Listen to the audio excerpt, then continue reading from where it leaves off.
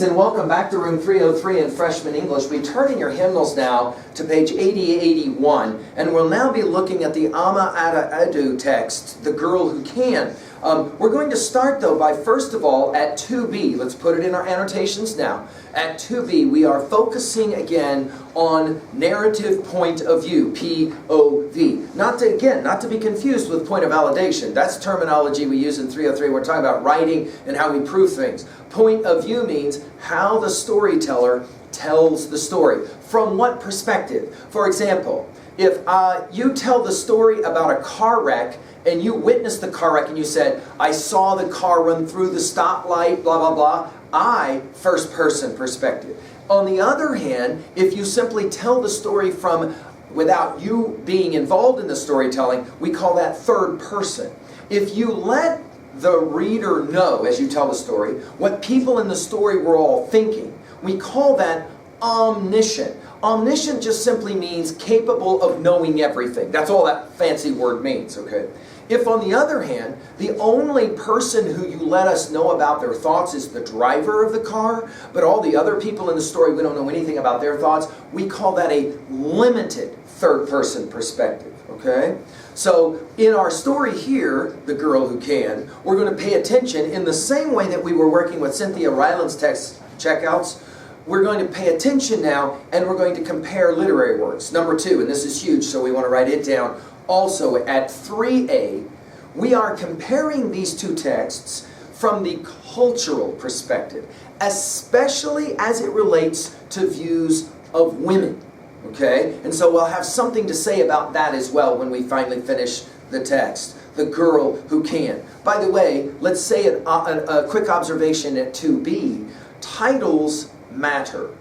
Right? Titles matter. So for example, think about it. Checkouts was a text who had a title that only made sense once you knew the text. The same will be true for The Girl Who Can. Once you know what's going on in the story, you'll understand why the title matters. Now, I want to work with biography for just a second. Aidoo, born in 1942, right? You'll see her information on page 81. Born in Ghana, Africa, so write that down. She's born in Africa. Her father was a village chief. He wanted his daughter to have a Western education and sent her to university in Cape Coast, Ghana. Aidoo earned her bachelor's degree in English and later taught at universities in Ghana and the United States. Aidoo has written plays, short stories, poetry, novels, or fiction written in English, often explores the conflicts, let's write this down, the conflicts between Western and African cultures and the roles of women in modern society. Now in our story, The Girl Who Can, we're going to hear about a young 7-year-old girl who is going to have a certain view of what she wants to do in her life. And then their cultural expectations because she is a woman, because she's a female, because she's a girl, all right? And what those expectations are. We'll now work with our story, okay? And again, our challenge is to conquer monkey mind and to actually read this text, okay? Follow along, pay close attention, and our point of emphasis will be the following. So write this down. We will be looking primarily at the central conflict of the story. So write that down. That will be our central focus. What is the conflict of the story? What is the struggle, we might say? What is the fight, if we want to think about it that way? Yes? So here we go. Let's follow along now. The Girl Who Can. The Girl Who Can by Aidoo. They say I was born in Hasadsi, and it is a very big village in the central region of our country, Ghana. They also say that when all of Africa is not choking under a drought, Hasadsi lies in a very fertile lowlands in a district known for its good soil. Maybe that is why any time I don't finish eating my food, Nana says, "You, Ajoa, you don't know what life is about. You don't know what problems there are in this life." As far as I could see, there was only one problem, and it had nothing to do with what I knew Nana considered as problems, or what Mommy thinks of as the problem. Mommy is my mother. Nana is my mother's mother. And they say I am 7 years old. And my problem is that at this 7 years of age, there are things I can think in my head, but which maybe I do not have the proper language to speak them out with. And that, I think, is a very serious problem because it is always difficult to decide whether to keep quiet and not say any of the things that come into my head or say them and get laughed at. Not that it is easy to get any grown-up to listen to you, even when you decide to take the risk and say something serious to them. Take Nana. First, I have to struggle to catch her attention. Then I tell her something I had taken a long time to figure out. And then you know what always happens? She would at once stop whatever she is doing and, mouth open, stare at me for a very long time. Then bending and turning her head slightly so that one ear comes down towards me, she'll say in that voice, "Ajoa, you say what?" After I've repeated whatever I had said, she would either, still in that voice, ask me, never, never, but never to repeat that.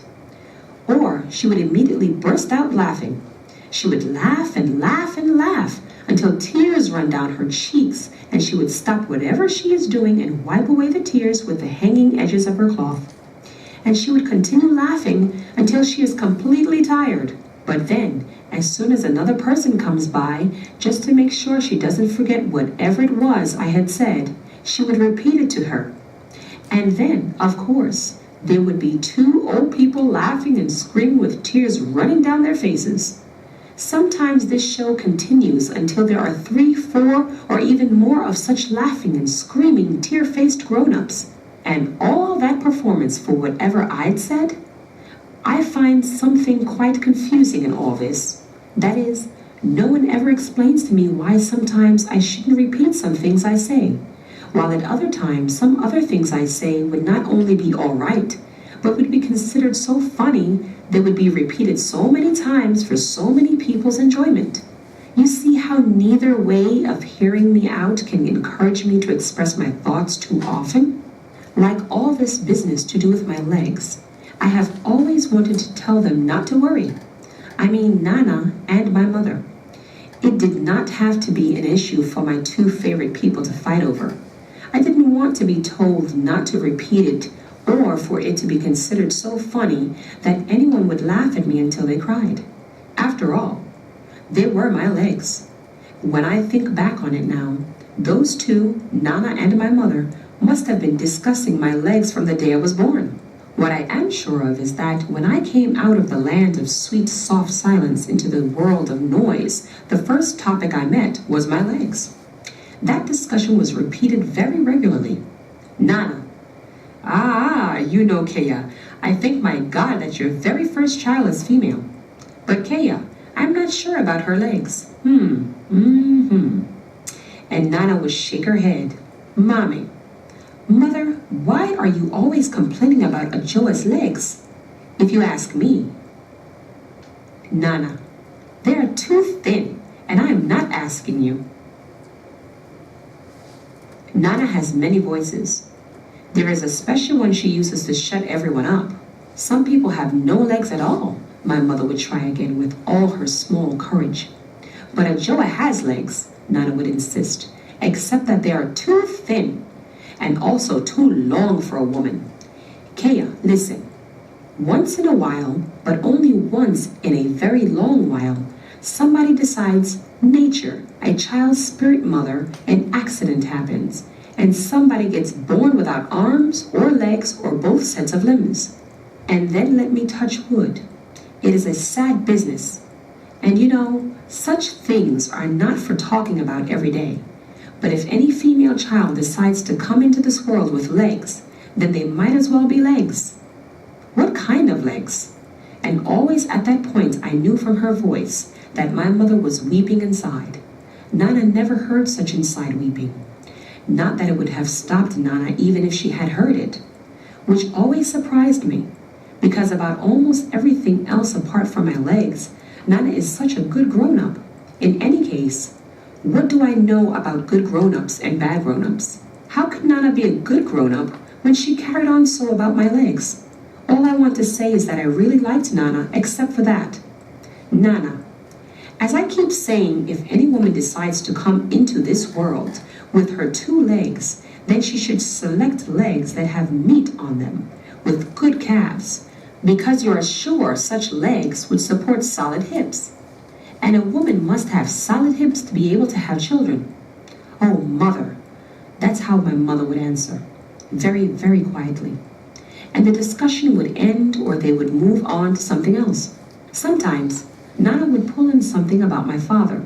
How, looking at such a man, we have to be humble and admit that after all, God's children are many. How, after one's only daughter had insisted on marrying a man like that, you still have to thank your God that the biggest problem you got later was having a granddaughter with spindly legs that are too long for a woman and too thin to be of any use. The way she always added that bit about my father under her breath. She probably thought I didn't hear it, but I always heard it. Plus, that is what always shut my mother up for good, so that even if I had not actually heard the words, once my mother looked like even her little courage was finished, I could always guess what Nana had added to the argument. Legs that have meat on them with good calves to support solid hips, to be able to have children. So I wish that one day I would see for myself the legs of any woman who had had children. But in our village, that is not easy. The older women wear long wraparounds all the time. Perhaps if they let me go bathe in the river in the evening, I could have checked, but I never had the chance. It took a lot of begging just to get my mother and Nana to let me go splash around in the shallow end of the river with my friends, who were other little girls like me. For proper baths, we used the small bathhouse behind our hut. Therefore, the only naked female legs I have ever seen are those of other little girls like me, or older girls in the school, and those of my mother and Nana, 2 pairs of legs which must surely belong to the approved kind, because Nana gave birth to my mother and my mother gave birth to me. In my eyes, all my friends have got legs that look like legs, but whether the legs have got meat on them, that I don't know. According to the older boys and girls, the distance between our little village and the small town is about 5 kilometers. I don't know what 5 kilometers mean. They always complain about how long it is to walk to school and back. But to me, we live in our village, and walking those kilometers didn't matter. School is nice. School is another thing Nana and my mother discussed often and appeared to have different ideas about. Nana thought it would be a waste of time. I never understood what she meant. My mother seemed to know, and disagreed. She kept telling Nana that she, that is my mother, felt she was locked into some kind of darkness because she didn't go to school. So that if I, her daughter, could learn to write and read my own name, and a little besides, perhaps be able to calculate some things on paper, that would be good. I could always marry later, and maybe... Nana would just laugh. Maybe with legs like hers, she might as well go to school. Running with our classmates on our small field and winning first place each time never seemed to me to be anything about which to tell anyone at home. This time it was different. I don't know how the teachers decided to let me run for the junior section of our school in the district games, but they did. When I went home to tell my mother and Nana, they had not believed it at first. So Nana had taken it upon herself to go and ask into it properly. She came home to tell my mother that it was really true. I was one of my school's runners. "Is that so?" exclaimed my mother. I know her. Her mouth moved as though she was going to tell Nana that, after all, there was a secret about me she couldn't be expected to share with anyone. But then Nana herself looked so pleased. Out of surprise, my mother shut her mouth up. In any case, since they heard the news, I have often caught Nana staring at my legs with a strange look on her face, but still pretending like she was not looking. All this week she has been washing my school uniform herself.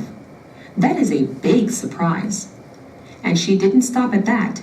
She even went to Mr. Mensa's house and borrowed his charcoal pressing iron. Each time she came back home with it and ironed and ironed and ironed the uniform, until if I had been the uniform, I would have said aloud that I had had enough. Wearing my school uniform this week has been very nice. At the parade on the first afternoon, its sheen caught the rays of the sun and shone brighter than anybody else's uniform. I'm sure Nana saw it too, and must have liked it. Yes, she has been coming into town with us every afternoon of this district sports week. Each afternoon she has pulled one set of fresh old clothes from the big brass bowl to wear. And those old clothes are always so stiffly starched you can hear the cloth creak. But she walks way behind the schoolchildren, as though she was on her way to someplace else. Yes, I have won every race I ran for my school, and I have won the cup for the best all-around junior athlete. Yes, Nana said that she didn't care if such things are not done. She would do it. You know what she did? She carried the gleaming cup on her back, like they do with babies, and this time not taking the trouble to walk by herself. When we arrived in our village, she entered our compound to show the cup to my mother before going to give it back to the headmaster. Oh, grown-ups are so strange. Nana is right now carrying me on her knee and crying softly, muttering that thin legs can also be useful. That even though some legs don't have much meat on them, they can run. Thin legs can run. Then who knows? I don't know too much about such things. But that's how I was feeling and thinking all along. That surely one should be able to do other things with legs as well as have them because they can support hips that make babies. Except that I was afraid of saying that sort of thing aloud. Because someone would have told me never, never, but never to repeat such words. Or else they would have laughed so much at what I'd said, they would have cried. It's much better this way, to have acted it out to show them, although I could not have planned it. As for my mother, she has been speechless as usual. All right, let's turn now and evaluate this story and the ways in which this story for us is going to exemplify an interesting kind of, write it in your notes, cultural tension. Let's put that one in our notes. That's one of the places that we'll go. No question, this is an interesting study both in psychology, the study of the individual mind, and sociology, the study of the group, especially cultural sociology. And then finally, we want to compare this story to checkouts. Both of them, of course, will give us some insights into the different ways that cultures think about, especially women. But the place I want to begin, in the earlier text we said it was that line about humans are complicated. Look on page 92. Let's begin with this line. On page 92, 4 paragraphs up right at the very top of the page. Oh, grown-ups are so strange. Now, of course, this is a line that easily connects with the line about complicated. Jot down really quickly what you think that means at level 1. Why do you think she makes the observation that grown-ups are so strange?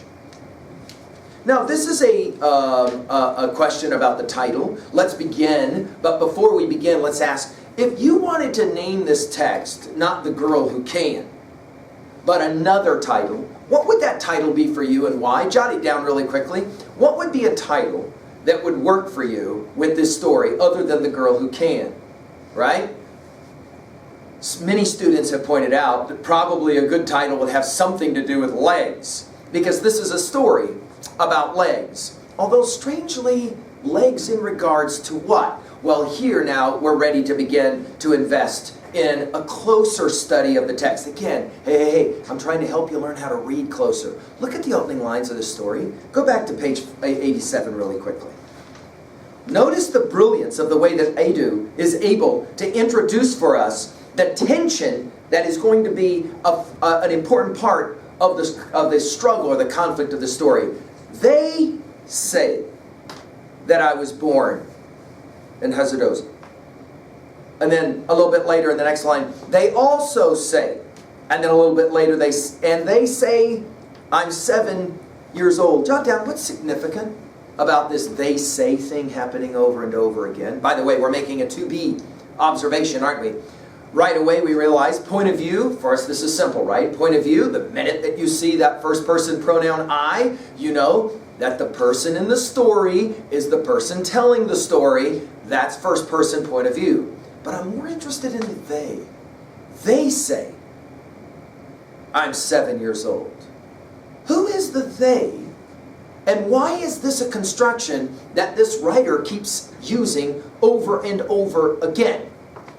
Of course, this is that cultural voice. Let's put it in our notes. This is that cultural voice. This is going to be a text about children are born into a culture where they are told from the time they're very young how they fit into that culture. What are the roles? What are the responsibilities? Of course, the tension here, right away, is exemplified on page 87. I think it's a very serious problem because it is always difficult to decide whether to keep quiet and not say any of the things that come into my head, or to say them and get laughed at. Not that it's easy to get any grown-up to listen to you, even when you decide to take the risk and say something serious to them. And there it is. In other words, it's the they, adults, they, the elders of the tribe or whatever, they, anybody other than the child, the kid, who is going to tell you what it is you're supposed to do and think. Of course, there's a tension. Let's qualify the conflict then of this text as fascinating. On the one hand, we have character versus self, no question. Notice, it is for in your senior year, when you study the text Shakespeare's Hamlet, the young man Hamlet will say when he's really upset, "But break my heart, for I must hold my tongue." The speaker in your junior year, in the poem The Love Song of J. Alfred Prufrock, will say, "It is impossible to say just what I mean." A 3B observation. 3B, relating to self. When was the last time in your life you wanted to say something to an adult? You needed them to understand what you were thinking, and yet you knew that if you said it out loud, either you would be attacked, rejected, or laughed at and made to feel stupid and small. Either way, as she points out in the text, you don't get to share your view. So in other words, the only response is silence. Don't say anything. You're the kid, we're the adult, we tell you what to do. Now, of course, this is even